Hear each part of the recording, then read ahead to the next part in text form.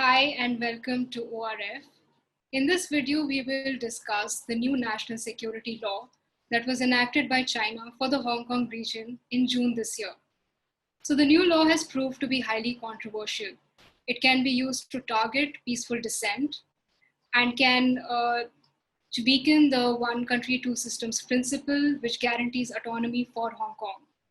This can have wider implications for Hong Kong's status as a global trade and financial center. And certain features of the law, such as its extraterritorial application, have come under heavy criticism from major countries who have changed their own law and policy to respond to it. So joining me in conversation today is Carol Peterson. She is a professor of law at the William S. Richardson School of Law, University of Hawaii, and has written extensively on this topic before. Thank you so much for joining us today. Thank you for inviting me. Thank you. So I will go into my first question for you. The national security law was enacted both swiftly and covertly. What do you think are the most controversial features of this law, and what are the larger objectives behind it? Well, that's a very good question, because sometimes people assume that the most controversial elements of the law will be the new criminal offenses, for example, the offense of subversion against the central government. But actually, I think the most controversial elements lie in the new security institutions from the central authorities, which are now operating openly in Hong Kong. Under the one country, two systems principle, Hong Kong is supposed to have a completely separate criminal justice system that operates on common law principles. And the police in Hong Kong are supposed to operate independently of the security apparatus in mainland China. And security personnel from the mainland did not have any authority to act in China, in Hong Kong. But that has completely changed now. This law actually establishes a new office for safeguarding national security, which is staffed by mainland Chinese personnel. They are not subject to the jurisdiction of the Hong Kong government, and they can investigate people. They can do just about anything, in my opinion. Even though it says they are subject to the Hong Kong laws, I don't see any way to enforce Hong Kong law against them. Their vehicles cannot even be searched by Hong Kong law enforcement personnel. So I think this is one of the most controversial parts of the law. It has really put fear into the hearts of many Hong Kong people. In answer to the second part of your question, what are the larger objections? I think that objectives of the law, I think that really depends on who you ask. If you ask the Chinese government and Hong Kong's appointed government, they will say, oh, this is designed simply to put an end to the violent protests. It's true that in 2019, some of the anti-extradition protests did become violent, and there were some violent clashes with the police, but the vast majority of the protests were entirely peaceful. And to the extent that some people engaged in violence, Hong Kong already had plenty of law to deal with that. There are people who are being prosecuted now for things like vandalism or interfering with a police officer in the execution of his or her duty. There was no legal lacuna when it came to dealing with violence. So I think the real objective of this law is to try to curtail peaceful pro-democracy protests and peaceful advocacy for Hong Kong's right to autonomy. So there was also an attempt to frame a similar national security legislation in the year 2003 by the Hong Kong government. Since you have written on this before, I wanted to ask you, why did this particular law fail? And does the current law take those failures into consideration when it worked on this at all?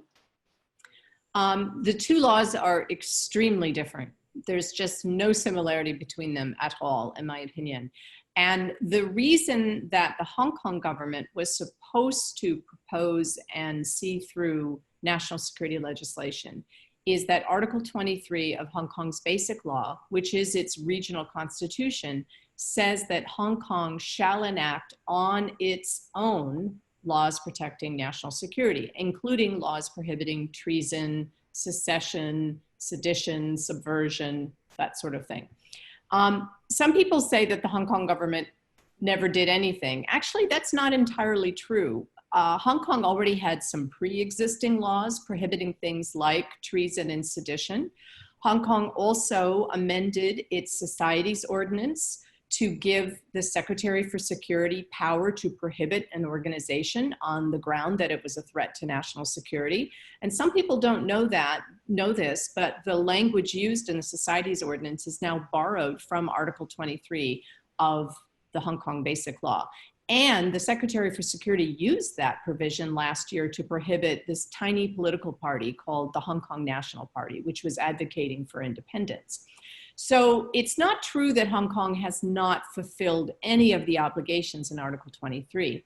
The reason that the legislative package did not go through in 2003 is that some of the provisions for offenses like subversion against the central government were controversial. And the Democratic pro-democracy movement and the opposition parties kept asking for amendments to the bill. And in my opinion, they were very reasonable amendments. The Hong Kong government was very reluctant to make any amendments. They made very few amendments until there was this massive protest march on July 1st, 2003. And it was entirely peaceful. I took my 9-year-old son to the protest and I felt no risk at all for him. But it really shook up the Hong Kong government, and they wound up in the end withdrawing the bill because they lost some of their support in the legislature. Unfortunately, they never came back.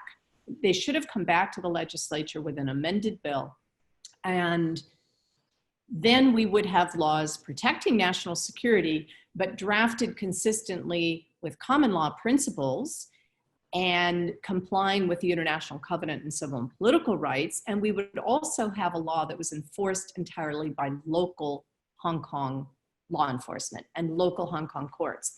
The problem with the new law is that not only do we have mainland Chinese security personnel now operating openly in Hong Kong, there is also a provision in the new law, Article 55, which allows the central government to take jurisdiction over a case.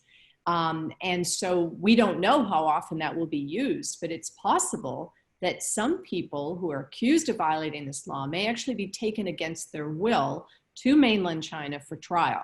And if that happens, none of the protections of the Hong Kong legal system apply. You will be tried pursuant to mainland Chinese criminal procedure, which is very frightening for people in Hong Kong. And so when people ask me, well, what's the difference? The better question is there anything in common between the 2003 legislation and this bill? And there's very, very little in common other than the title of some of the new criminal offenses, such as subversion. So going into the autonomy of Hong Kong and the one country, two systems principle, could you tell us a little bit more about that? And how does this, in your opinion, does it reverse this principle now, or what do you think? Yes, that's a great question. In my, apologies, there's a phone going over. In my forthcoming article, which is called The Disappearing Firewall, I discuss the extent to which this law weakens and perhaps will eventually destroy the one country, two systems principle. By firewall, what I mean is that Hong Kong is supposed to have a separate common law legal system. It has, for example, its own customs territory. It issues its own currency. It has its own common law legal system. The right of final appeal is with the Hong Kong Court of Final Appeal. Final appeals do not go up to Beijing.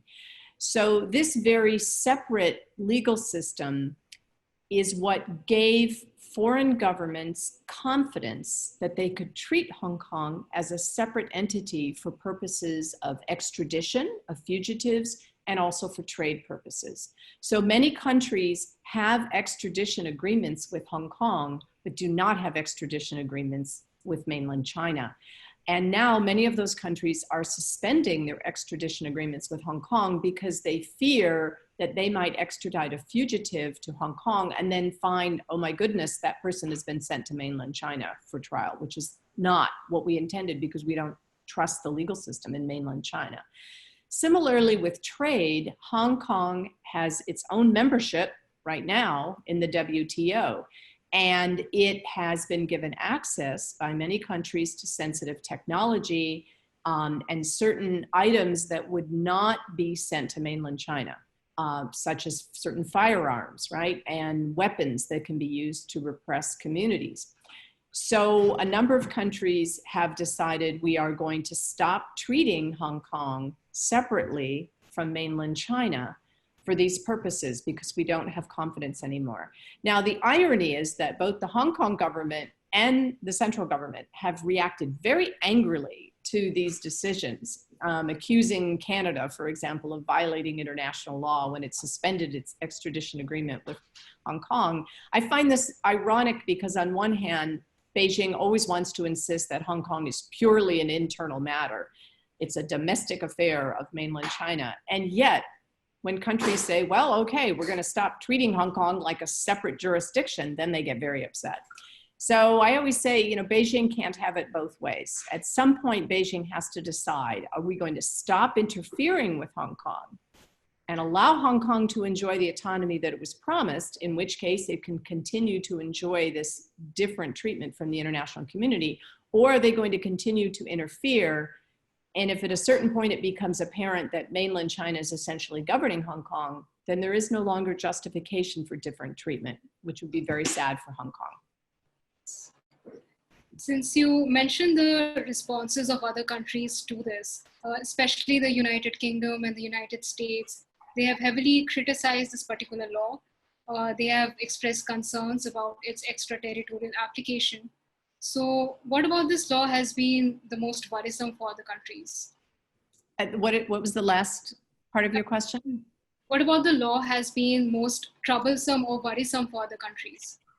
I would say the most troubling element of the law is what I mentioned in the beginning of your interview, which is the fact that mainland Chinese security personnel are operating now in Hong Kong and also have the power to take jurisdiction over a case. But you also mentioned the extraterritorial application, and that is also very worrying. It's more aggressive even than Chinese criminal law in that respect. So if a Hong Kong permanent resident happens to be living in the United States and asks US Congress to sanction mainland China, not just about Hong Kong, but maybe about the treatment of the Uyghur population in mainland China, that person can be charged with colluding with foreign forces.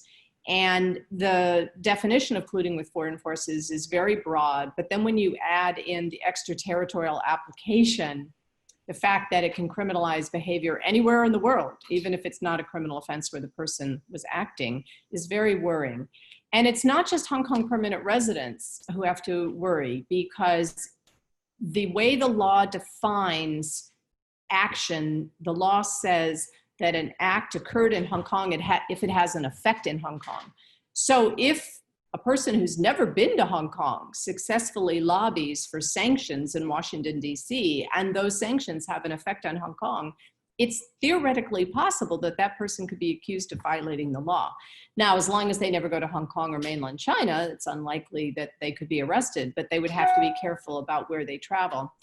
So I can understand why so many countries are very worried, and many governments are now issuing warnings telling their citizens, you have to be careful if you travel to Hong Kong, because there's a possibility that you could be caught in this net of extraterritorial application of a very broadly defined criminal law.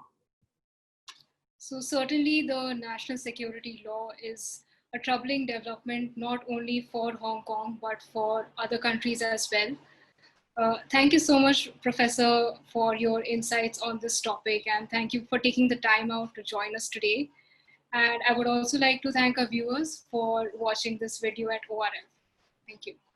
Thank you very much. I enjoyed speaking with you.